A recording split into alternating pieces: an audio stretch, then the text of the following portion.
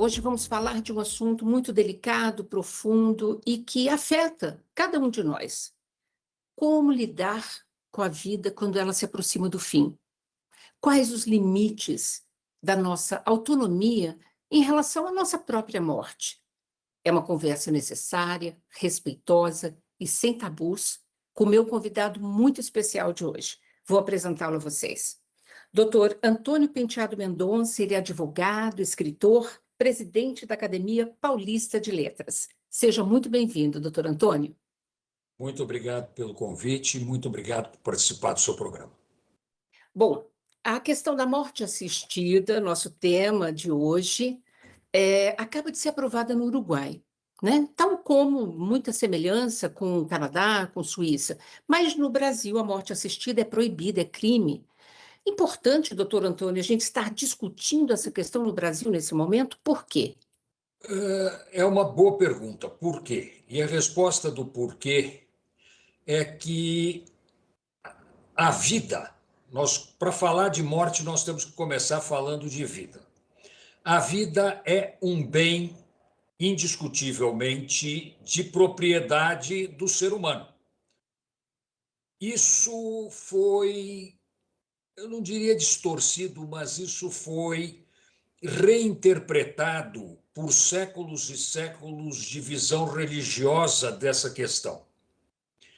Mas se nós pegarmos a Bíblia não fala absolutamente nada a respeito do suicídio, quer dizer, do direito de você tirar a própria vida. A Bíblia fala no assassinato, quer dizer, né, você tirar uma vida é um pecado. Então, você tirar a própria vida seria um pecado, mas não há nenhuma disposição na Bíblia dizendo você tirar a própria vida é um pecado. É por analogia. E a religião cristã se baseou muito na Bíblia, na história judaico-cristã, para chegar nos momentos que nós vivemos hoje. Então, no Brasil, que é um país extremamente conservador legislativamente, quer dizer, nós temos o aborto hoje em dia é quase que um direito indiscutível das mulheres na maioria dos países desenvolvidos. No Brasil, nós acabamos de assistir o endurecimento da regra do aborto, mesmo o aborto permitido por lei, para meninas. É um absurdo, mas é uma realidade com a qual nós temos que conviver. E o direito à própria morte também é uma questão extremamente complexa, porque é uma questão que envolve valores morais, valores religiosos, valores legais e valores que estão sendo revistos. E entre esses valores revistos está o direito a você dispor da própria morte. Eu entendo que essa discussão tem que ser aprofundada no Brasil, por isso a Academia Paulista de Letras está fazendo esse evento Viver e Morrer com Dignidade, porque nós não podemos continuar, em nome de preceitos que não são universais, obrigar todo mundo a passar por um sofrimento horroroso ou passar por situações morais extremamente violadoras daquilo que a pessoa entende como verdadeiro e impedir que ela decida morrer no momento que ela acha que ela pode morrer. Então, mas no Brasil a gente tem uma confusão, né, por parte da grande maioria da população em relação, por exemplo, à própria morte assistida, ao suicídio assistido, testamento vital, eutanásia. O senhor podia explicar rapidamente para a gente esses conceitos principais? Nós temos três conceitos principais. O primeiro é o suicídio. O suicídio no Brasil não é um crime. Mesmo porque não teria como você punir alguém que já tirou a própria vida. Como é que você vai punir alguém que morreu? Você não tem como punir, e a lei não reconhece o suicídio como um crime no Brasil. Então, o suicídio não é crime. Aí nós temos o segundo grande princípio, é a eutanásia. A eutanásia é a ação do médico para tirar a vida de uma pessoa em função de enorme sofrimento físico, de enorme sofrimento moral, de irreversibilidade da situação, enfim. Mas na Bélgica, na Suíça, na Holanda, agora no Uruguai, na França, foi decidido que isto não é mais um crime. Quer dizer, você tem direito a ter a morte assistida. Ou seja, o médico pode interferir nesse processo de tirar a sua vida em determinadas situações. As situações, basicamente, são situações de grande sofrimento e irreversibilidade do quadro. O terceiro princípio seria a ortotanásia, quer dizer, você não tira a vida da pessoa, você não ajuda a pessoa a morrer, mas você desliga os instrumentos, os equipamentos que incumpridam a vida de uma pessoa numa situação de extremo sofrimento ou de irreversibilidade do quadro. Isso no Brasil atualmente é possível e é legal. E a quarta situação, o quarto princípio, é aquele que, para mim, absurdo, mas não quer dizer que para as outras pessoas sejam, e eu respeito a posição de todas as outras pessoas, eu acho que isso é um tema do indivíduo. Você tem aquele que determina que a pessoa tem que passar pelo enorme sofrimento até morrer, porque ela, mesmo utilizando sistemas artificiais para manter ela viva. Quer dizer, então você entuba, você liga coração artificial, você liga pulmão artificial para prolongar uma vida que, se você não usasse esses sistemas ou esses equipamentos, se extinguiria antes. E isso seria quem sabe, a visão religiosa mais em voga no Brasil, principalmente a visão cristã, que diz que não, que a vida é um dom de Deus e que só Deus pode tirar a vida. Mas eu pergunto, até onde Deus está tirando ou prolongando a vida, se isso está dependendo de um ato humano? Se é o homem que está ligando aquele determinado instrumento para prolongar a vida da pessoa. Então, eu entendo que, nesse momento, a ortotanásia seria o grande tema da discussão brasileira. Tá. Agora, nós temos no Brasil já muitas pessoas que já fizeram o seu testamento vital, né, em relação às diretivas antecipadas de vontade. Quando eu faço meu testamento vital, neste caso eu já fiz o meu, ele tem que ser respeitado, correto? Sim, sim. Né? Por mais que a gente não tenha uma lei específica para isso, mas nós já temos algumas normas que corroboram isso e que dão o direito, inclusive, garantem o direito ao médico para ele respeitar um testamento vital. Entretanto, há muitos conflitos familiares. Eu queria saber como é que vocês, advogados, como é que a justiça brasileira tem lidado com esses conflitos, a vontade do paciente e a vontade da família. Veja, primeiro, o testamento vital não autoriza a eutanásia. A eutanásia continua sendo um crime e um crime de homicídio. Tá. Você, no testamento, determina que, depois de um determinado momento, as máquinas que lhe mantêm vivo sejam desligadas. Isso é o que a lei brasileira permite atualmente. E isso eu tenho a impressão que está sendo mais ou menos aceito como uma medida positiva pela maioria da sociedade brasileira. Porque se eu, por exemplo, eu tenho 2 filhas e uma mulher, eu faço o meu testamento vital e digo, eu não quero prolongar o meu sofrimento. A hora que se tornar nítido que eu vou morrer e que me manter vivo é simplesmente prolongar o sofrimento, eu quero que desliguem as máquinas. Isso é o testamento. E as famílias têm aceitado, porque as famílias respeitam a vontade do próximo. Quer dizer, eu sou um ente da família, você é um ente da família, o nosso Câmara é um ente da família.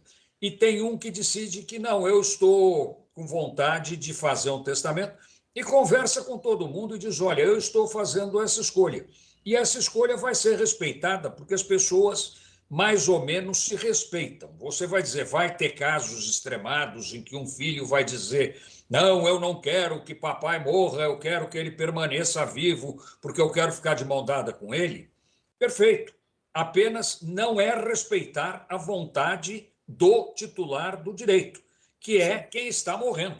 E se ele fez o testamento, no meu entender, não quer dizer que seja uma posição pacífica, né, uma posição sacramentada pela justiça brasileira, o meu entendimento é que a vontade última da pessoa prevalece sobre qualquer outra.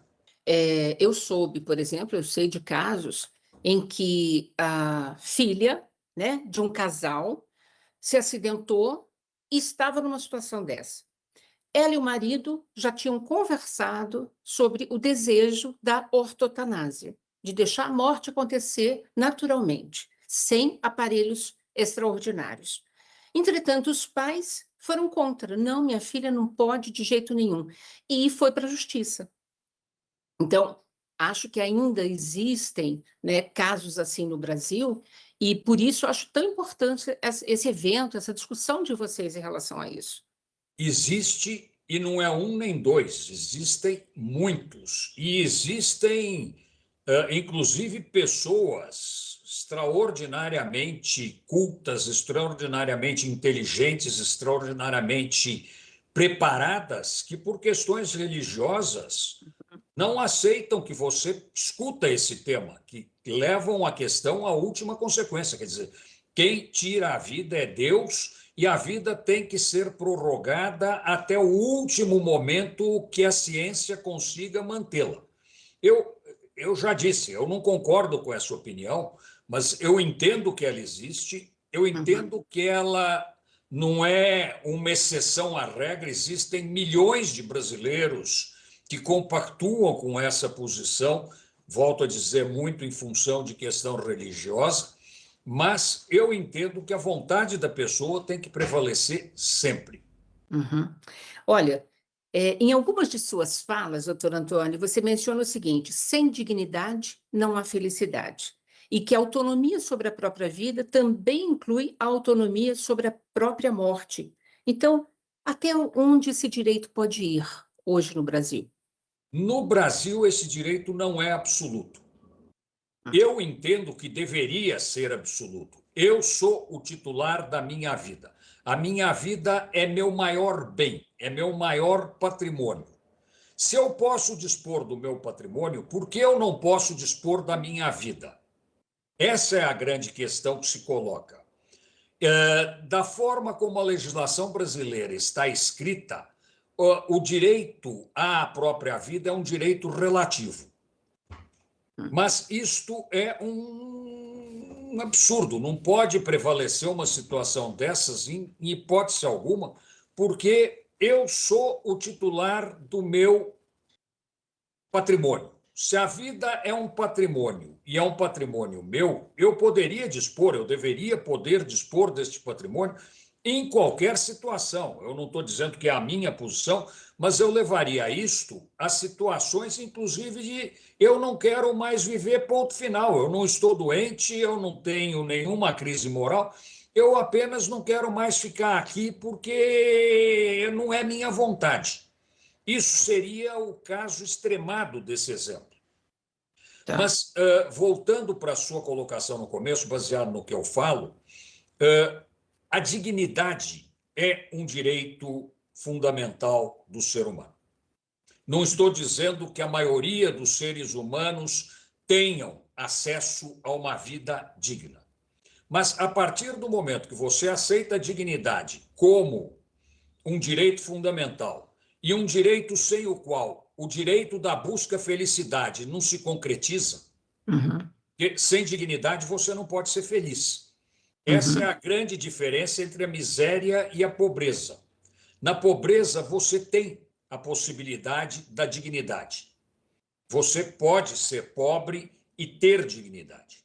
Na miséria, você não tem a dignidade. Uma pessoa levada a uma situação de vulnerabilidade absoluta diante dos desafios da vida é alguém que não tem possibilidade de ser digno. Ele é tratado de uma forma absolutamente inadequada, e isso acontece com a maioria da população do planeta. Então, nós temos que entender que a dignidade é um direito humano que é exercido por uma minoria da humanidade. Mas, a partir do momento que você tem a vida com dignidade, por que você não pode ter a morte com dignidade? Por que você precisa tirar a dignidade da sua vida no momento que você se aproxima da morte? Essa é a grande questão. E eu entendo que você não tem esse direito. Se eu tive uma vida digna, por que eu não posso ter uma morte digna? Doutor Antônio, vamos continuar conversando no próximo bloco, ok? Sobre os limites aí da nossa autonomia. Perfeito, estou à sua disposição. E você não sai daí, não. A gente volta já já com essa conversa muito respeitosa e sem tabus.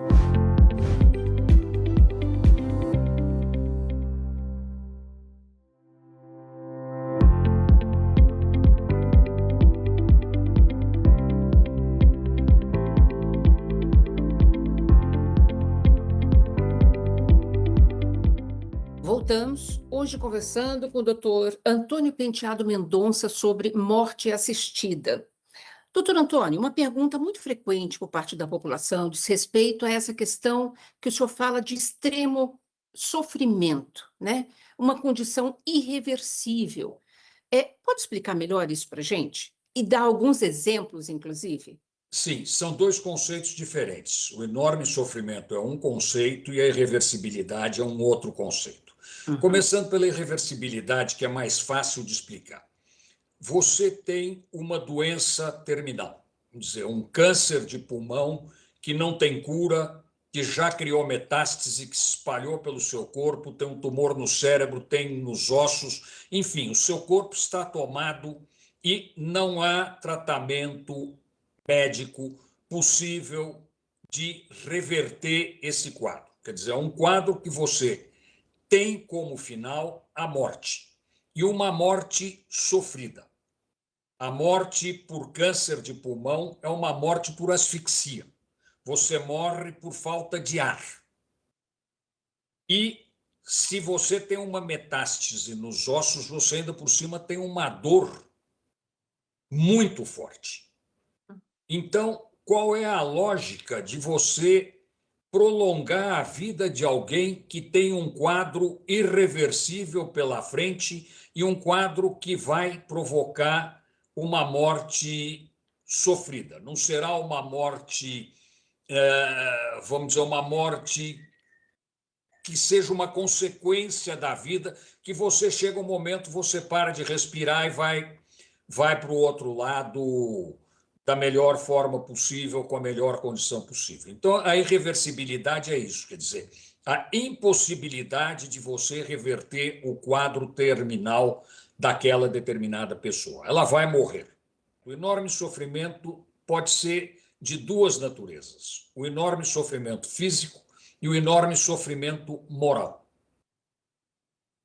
que dói tanto ou até mais do que o sofrimento físico. Mas começando pelo sofrimento, pegando o exemplo que eu acabei de dar, um câncer de pulmão que espalhou metástase pelo corpo, você tem um tumor no cérebro, você tem o câncer nos ossos, você vai sentir dores excruciantes, você vai ter dor lancinante. A morfina não vai ser capaz, depois de um determinado momento, de evitar essa dor, de evitar esse sofrimento. Qual a lógica de você prolongar a vida dessa pessoa? Ainda mais se ela não quer prolongar a vida dela. Se ela não está disposta a passar por esse processo inteiro de sofrimento, que, entre aspas, é chamado depuração pela religião. Não, eu estou depurando. Isso é uma questão pessoal. Eu acredito que está depurando, você não acredita que está depurando. Vai depender de você ser uma pessoa de fé, e de que fé você tem e de que fé você não tem. E o sofrimento moral, o que é? O sofrimento moral é aquela dor interna, aquela dor que não é física, mas que te leva a ter remorso, te leva a ter culpa, te leva a ter sentimentos absolutamente contraditórios e sofrimentos que te fazem não querer mais viver. Isso tem que ser respeitado, porque é uma dor real.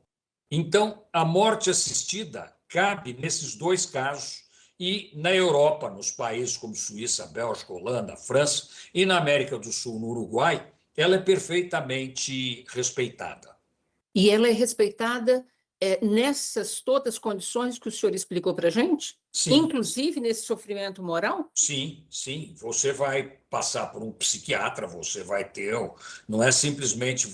Isso é uma coisa que precisa deixar claro. O Uhum. estágio atual da morte assistida não é a morte simplesmente porque eu não quero mais brincar e vou morrer. Não. Sim, Tem condições, tem pré-requisitos que precisam ser cumpridos. Quem perfeito. sabe o melhor exemplo seja o do nosso acadêmico da Academia Brasileira de Letras, o Antônio Cícero, Sim. que, diante de um quadro de Alzheimer, que seria irreversível, decidiu ir para a Suíça e fazer a morte assistida, e deu tudo certo, e ele teve a sua última vontade cumprida. Mas por que você vai condenar alguém que está sujeito a um Alzheimer a ter o sofrimento imenso de esperar o Alzheimer acontecer? O Alzheimer é um exemplo claro de sofrimento moral brutal, porque você sabe que aquilo vai acontecer e você fica esperando. Quando é que eu vou perder a minha capacidade cognitiva? Quando é que eu vou perder a minha capacidade motora? Quando é que eu vou deixar de reconhecer as pessoas? Quando é que eu vou deixar de conseguir ir no banheiro sozinho? E isso é importante, sempre frisar que é uma decisão muito de foro íntimo, né? Claro. Mesmo se no momento que o Brasil aprove a lei, né, para a morte assistida, vai continuar sendo uma decisão de foro íntimo, né? De cada ser humano. Sim. E é muito controverso, acho que sempre será, né? Porque nós temos indivíduos e pensamentos e correntes muito diferentes, como o senhor já citou a questão da religião. Aí eu gostaria de saber assim, ó, nesses países da Europa e agora no Uruguai, aqui na América Latina, em que a morte assistida é autorizada, passou pelos critérios específicos, que não são poucos, né, para determinar a Sim, sim. aprovação dessa condição. É, como ela é feita? Essa é uma pergunta, me perdoe fazer essa pergunta, mas foi muito recorrente da população quando eu disse que eu ia conversar com o O senhor. outro dia eu estava conversando com um amigo meu que mora na Suíça e que já deixou claro que ele quer ter morte assistida se ele tiver uma das situações de sofrimento moral, físico ou de irreversibilidade da vida. Ele já deixou isso por escrito. Tá. E ele estava me contando, a morte assistida na Suíça, os médicos dão a cápsula para o paciente ingerir. Quem toma o remédio é o próprio candidato à morte assistida. Ela não é aplicada por terceiros, ela é aplicada pela pessoa que decidiu ter a morte assistida. Então, isso é extremamente importante porque configura a validação da vontade última daquela pessoa. Ela Uhum. sabe o que ela está fazendo. Quando ela tem a morte assistida, ela tem um grau de consciência que lhe permite saber exatamente o que ela está fazendo. Então, ela pegar aquela pílula e ela ingerir aquela pílula, deixa claro que a vontade dela é aquela. Na verdade, essa é uma discussão tão delicada e tão necessária, né, doutor Antônio? E são muitas as correntes, né, que o senhor já mencionou para a gente. Vocês, da Academia Paulista de Letras, tomando a iniciativa, o pioneirismo, inclusive, de discutir essa questão no Brasil, acho importante conversar com médicos, com profissionais da saúde, com a população, com religiosos, inclusive, com todo tipo de liderança para ampliar essa conversa? É fundamental, mesmo porque a discussão que nós estamos tendo Não é uma unanimidade na Academia Paulista de Letras. Nós temos 40 acadêmicos, 40 pessoas, 40 pensamentos diferentes. O que a academia está propondo é a discussão do tema e está fazendo isso em consequência de uma discussão interna que nós tivemos entre os acadêmicos e que resultou a certeza de que o tema precisa ser discutido. Não resultou a certeza de que isso precisa ser implantado. Resultou a certeza da discussão, da necessidade de se abrir uma discussão que é muito importante, porque é uma discussão que lida, é uma discussão que mexe com a vontade última de uma determinada pessoa, de um ser humano. E quais os limites dessa vontade? Eu entendo, mas aí sou eu, Antônio Penteado Mendonça, não a Academia Paulista de Letras, eu entendo que essa vontade é ilimitada. Quer dizer, se eu sou dono da minha vida, se eu vivo a minha vida, eu tenho o direito de, uma contradição que eu vou dizer, de viver a minha morte. Entendo. Mas isso não quer dizer que seja definitivo. Por isso, o evento da Academia Paulista de Letras é um evento onde nós temos médicos, nós temos advogados, nós temos juristas, nós temos especialistas em bioética, nós temos especialistas em longevidade, nós temos representantes dos países onde a morte assistida é legal e é praticada normalmente. Quer dizer, é uma discussão para se abrir uma discussão. Vai ser um evento, vamos dizer, de inauguração de uma discussão que precisa ser aprofundada e precisa ser levada às últimas consequências no Brasil. Nós somos um país com 200 e poucos milhões de habitantes e nem todos são católicos, nem todos são budistas, nem todos são protestantes, nem todos são maometanos. Cada um tem a sua visão de mundo, cada um tem ou não tem a sua religião, cada um tem ou não a sua crença como ser humano. E isso precisa ser respeitado. Isso não pode ser simplesmente dito, não, eu acho que não é assim, então não vai ser assim. Você sabe que eu acredito que faz parte, né, do gesto do cuidado reconhecer que a vida tem um fim, que ela não é infinita, e que essa autonomia de como viver não pode preceder o como será o meu fim, né? Olha, doutor Antônio, eu desejo uma ótima discussão, vou participar do evento, viu, para aprofundar também o meu conhecimento sobre, agradeço demais a sua participação. Eu que agradeço o seu convite e abrir espaço para um tema tão delicado e tão controverso como é esse. Perfeito. Muito obrigada pela sua participação, doutor. E o espaço aqui da TV Faz Muito Bem, da TV Câmara, vai continuar aberto aos Muito temas obrigado. delicados. É um Obrigada. espaço importantíssimo para a gente. Obrigada a vocês também. Continuem nos acompanhando. Rede Câmara São Paulo, sua conexão com a política da cidade. Beijo, gente. Obrigada e até a próxima.